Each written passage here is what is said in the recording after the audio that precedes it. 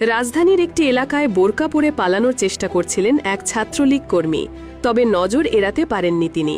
তার চলাফেরা সন্দেহজনক মনে করে তাকে দ্রুত গ্রেফতার করেছে এবং গ্রেফতারের মুহূর্তে একটি ভিডিও প্রকাশ পেয়েছে, যা সামাজিক যোগাযোগ মাধ্যমে ব্যাপক আলোড়ন সৃষ্টি করেছে। ভিডিওতে দেখা যায় কালো বোরকা ও নেকাব পরিহিত এক ব্যক্তি ধীরে ধীরে নিজের মুখ আবৃতাংশ খুলে পুরুষ পরিচয় প্রকাশ করেন। ঘটনাটি পুলিশের হাতে আটক অবস্থায় ভিডিও ধারণ করা হয়। পুলিশের পক্ষ থেকে জানানো হয়েছে, ওই ব্যক্তি সন্দেহজনক আচরণের কারণে গ্রেফতার করা হয়েছে এবং তার বিরুদ্ধে তদন্ত চলছে। এই ঘটনার ভিডিও ও তথ্য সামাজিক যোগাযোগ মাধ্যমে ছড়িয়ে পড়ার পর বিভিন্ন প্রতিক্রিয়া এসেছে। কেউ কেউ বিষয়টিকে রাজনৈতিক দলীয় গোষ্ঠীর বিরুদ্ধে সমালোচনার সুযোগ হিসেবে দেখছেন, আবার অনেকে প্রশাসনের সক্রিয় ভূমিকা প্রশংসা করেছেন। কিছু মন্তব্য ব্যঙ্গাত্মক স্বরেও প্রকাশিত হয়েছে, যা বিষয়টিকে আরও আলোচনায় এনেছে। সামাজিক যোগাযোগ মাধ্যমে প্রকাশিত কিছু মন্তব্যে দেখা গেছে, আহারে, বোরকা পরেও পালাতে পারল না, নিষিদ্ধ লীগ, এক ব্যবহারকারী মন্তব্য করেছেন। অন্য এক ব্যক্তি হেসে লিখেছেন, এটা কি দেখলাম, শামীম ওসমানের কাছ থেকে দীক্ষা নিচ্ছে।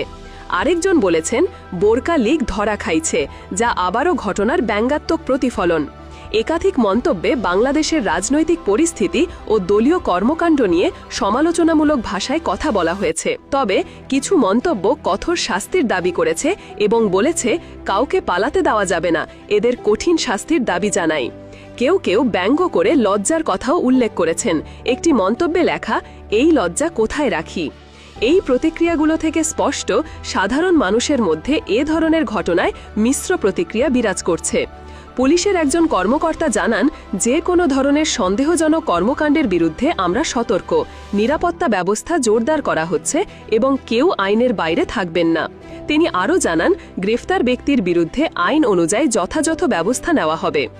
আঞ্চলিক সামাজিক পরিবেশ ও রাজনৈতিক উত্তেজনা বিবেচনায় এ ধরনের ঘটনা সংবেদনশীল হয়ে দাঁড়িয়েছে।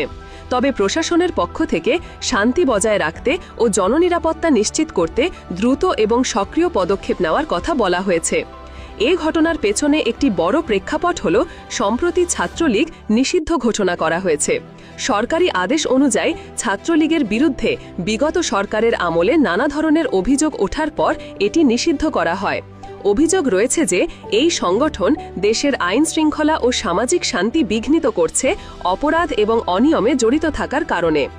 এই নিষেধাজ্ঞার কারণে ছাত্রলীগের বহু সদস্য বর্তমানে পুলিশের নজর এড়াতে গোপনে পালাচ্ছেন অথবা নিজেকে গোপন করে রাখছেন। গ্রেফতার হওয়া এই ব্যক্তি তেমনই একজন, যিনি আইন থেকে বাঁচতে বোরকা পরে পালানোর চেষ্টা করেছিলেন।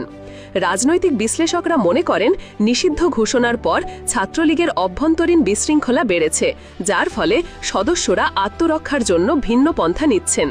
তারা নানা দিক থেকে প্রশাসনের কঠোর অবস্থানের মুখে নিজেদের নিরাপত্তা নিশ্চিত করতে গোপন থাকতে চেষ্টা করছেন।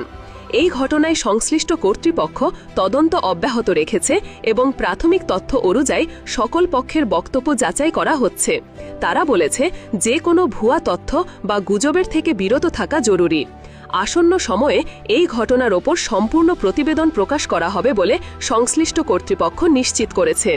জনসাধারণকে আইন শৃঙ্খলা বজায় রাখতে সহায়তা করার আহ্বান জানানো হয়েছে।